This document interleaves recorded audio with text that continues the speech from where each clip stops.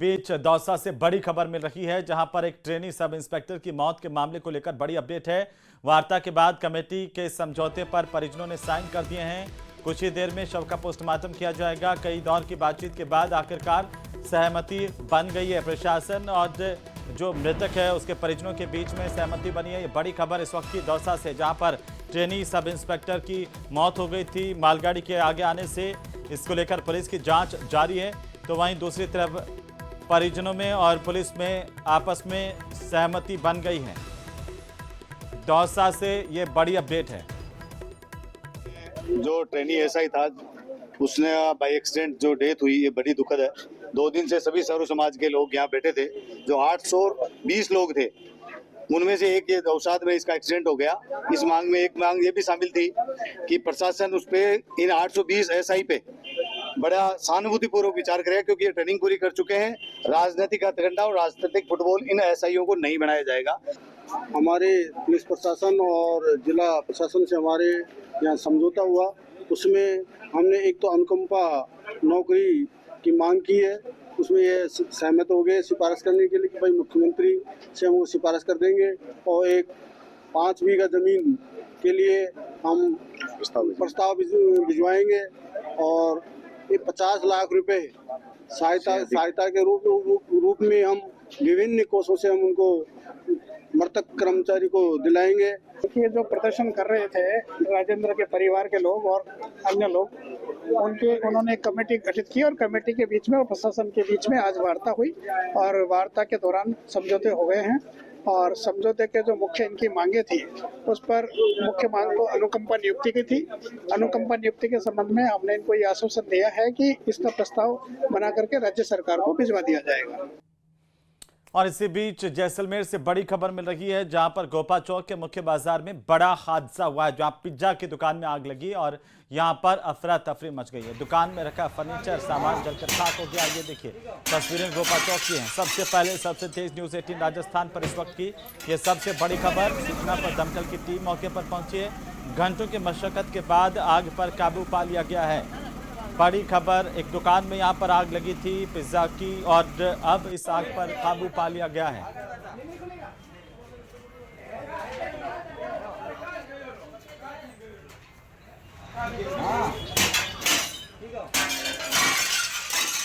और इसी बीच जालोर से बड़ी खबर मिल रही है, जहां ओडवाड़ा गांव के सरकारी स्कूल में शिक्षकों की कमी को लेकर बुधवार को छात्रों का गुस्सा फूटा है। करीब 200 से ज्यादा छात्र छात्राएं स्कूल के गेट पर ताला लगा करके नारेबाजी करते हुए धरने पर बैठ गए।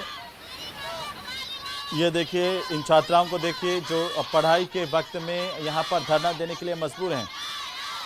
ओडवाड़ा से भवरानी जाने वाले रास्ते को जाम कर दिया इन छात्र छात्राओं ने। ग्रामीणों ने बताया कि स्कूल में कुल 21 पद स्वीकृत हैं, जिनमें से 14 पद लंबे वक्त से खाली हैं। केवल 7 शिक्षक पूरे स्कूल में हैं, लेकिन अब उसमें से भी संस्कृत शिक्षक को डेपुटेशन पर काटाड़ी भेज दिया गया, जिसके बाद अब स्कूल में 6 शिक्षक ही रह गए हैं। 21 शिक्षकों के पद के विपरीत यहाँ पर सिर्फ 6 टीचर हैं और वो खाना पूर्ति कर रहे हैं। मामले की जानकारी मिलने के बाद बिशनगढ़ के थानाधिकारी निम्ब सिंह मौके पर पहुंचे और इन छात्र छात्राओं से बात की। उन्होंने समझाइश की गई है।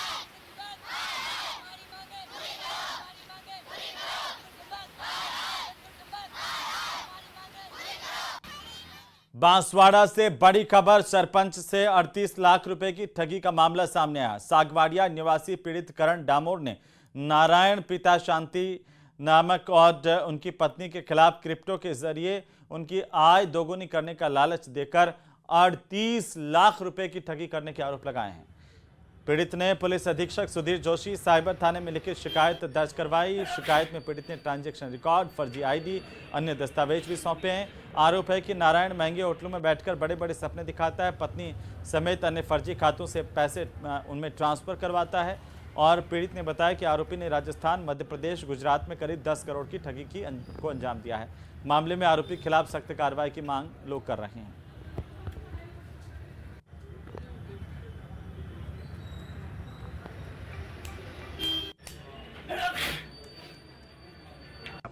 सब मेरे फ्रॉडिंग हुई है, नारायण लाल मेड़ा करके, उसके खिलाफ मैंने परिवार एसपी साहब को दिया है। मेरे साथ में 38 लाख की धोखाधड़ी हुई है और ये नारायणलाल मेड़ा MP, गुजरात, राजस्थान पूरे लगा के कम से कम 10 करोड़ की ठगी करी और अन्य लोग भी परिवार दे चुके हैं। गुजरात, MP और मैं बांसवाड़ा में आज SP साहब को परिवार दिया है। किस तरह की ठगी करता है ये क्रिप्टो के माध्यम से पूरा क्रिप्टो के माध्यम से अमेरिकन डॉलर डिपॉजिट कराता है, हवाला के जरिए पैसे लेता है और ये पैसे कहाँ भेजता पता नहीं, लोगों से डॉलर लेके ये करेंसी अमेरिकन डॉलरों पे वो करता है। और चूरू के सुजानगढ़ से खबर, जहां पर कोतवाली पुलिस ने एक कार चालक से 3 बैग में भरे 56 किलो चांदी के जेवरात बरामद किए हैं। DSP दर्जाराम बोस ने बताया कि 14 सितंबर को छापर रोड पर हुई सड़क दुर्घटना के बाद डस्टर कार के चालक आदित्य जैन से 3 बैग बरामद किए गए थे। इनमें भरे जेवरातों के बारे में चालक आदित्य जैन कोई संतोषजनक जवाब नहीं दे पाया और ना ही उसके पास बिल मिले। फिलहाल पुलिस ने चालक को हिरासत में ले लिया, उससे पूछताछ की जा रही है। 3 बैग में भरी हुई ये चांदी किसकी है आखिरकार और ये कहां से कहां तक ले जाई जा रही थी, इसको लेकर के अब पुलिस की इन्वेस्टिगेशन चल रही है। इन जेवर के बारे में, इस चांदी के बारे में GST इनकम टैक्स के अधिकारियों को भी सूचना दे दी गई है। ये आदित्य जैन नाम का शख्स है। इसकी गाड़ी डस्टर का जब एक्सीडेंट हुआ तब ये 3 बैग पुलिस को दिखे और इसके बाद ये खुलासा हुआ कि बड़ी मात्रा में ये चांदी इधर से उधर कर रहा था। इससे पूछताछ की गई, ये पता नहीं बता पाया कि आखिरकार कहां से ये चांदी लाया था, किससे खरीदी थी, कहां पर ले जा रहा था। और ब्यावर के नूदरी महेंद्रतान गांव में मारपीट पर चाकू से हमले में घायल हुआ है और अजमेर चलन अस्पताल में इस घायल ने इलाज के दौरान दम तोड़ दिया। इसके बाद ग्रामीणों परिजनों ने हंगामा किया, शव को लेने से इनकार कर दिया है। लोगों ने आरोपियों की गिरफ्तारी की मांग की है, उसके घर पर अवैध बुलडोजर चलाने की मांग की है, पत्नी को सरकारी नौकरी देने की मांग की है। इसके बाद मौके पर पहुंचे पुलिस प्रशासन के अधिकारियों ने लोगों को समझाया, मामले को शांत करवा दिया गया है। पप्पू चीता के साथ में रात के टाइम में कुछ गाने बजाने को लेकर के कुछ भजन संध्या को कोई गाना सुन रहा था, तो उसको लेकर के कहा भाई तू ये गाने में चला। बहरहाल कुल मिला करके उस चीज़ कहाँ सुनी में होकर के उनको कुछ पहले भी ऐसी वारदात हुई थी।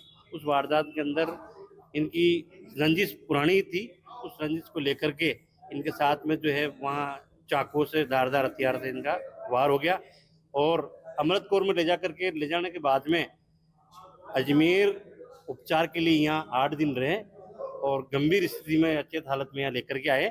यहाँ लाने के दौरान उपचार के यहाँ उनकी डेथ हो गई।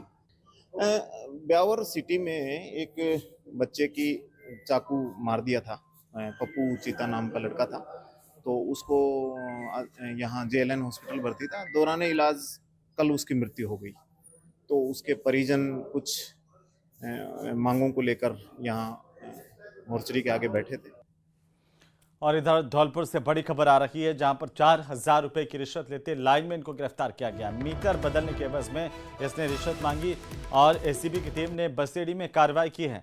ये देखिए, लाइनमैन को 4,000 की रिश्वत लेते हुए रंगे हाथों धर दबोचा गया है। मीटर बदलने की एवज में इस लाइनमैन ने 4,000 रुपए की रिश्वत ली और इस पर ACB की टीम ने कार्रवाई की। इसे पकड़ लिया गया, गिरफ्तार किया गया है, जांच जारी है।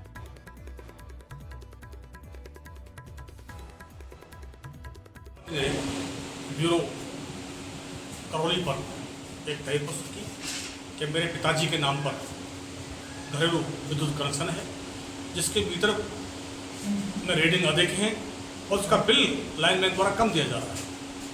इस संबंध में मैंने उससे वार्ता की तो उसने बताया कि इसको मैं सेटल कर दूंगा। जब मैंने उससे बात की किस तरह सेटल करोगे, इसको मैं मीटर को बदल दूंगा और तुम्हारा नए सिरे से नया मीटर लगा देंगे और 0 शुरू हो जाएगा। इसके लिए क्या लगेगा, 6,000 रुपये इस बात की रिश्वत मेरे से मांगी गई है। उधर बाड़मेर के चौटन से खबर, जहां 2,000 रुपए की रिश्वत लेते हुए एक पटवारी को ट्रैप किया गया है। जमाबंदी में संशोधन के बदले ये घूस ले रहा था। PM आवास योजना के तहत इसका आवास स्वीकृत किया गया था। नवातला जेतमाल पटवारी दिनेश को ट्रैप किया गया है। बड़ी खबर है इस वक्त की। बाड़मेर के चौटन से सबसे बड़ी खबर इस वक्त की। नवातला जेतमाल पटवारी दिनेश को ट्रैप किया गया है। बड़ी जानकारी है इस वक्त की।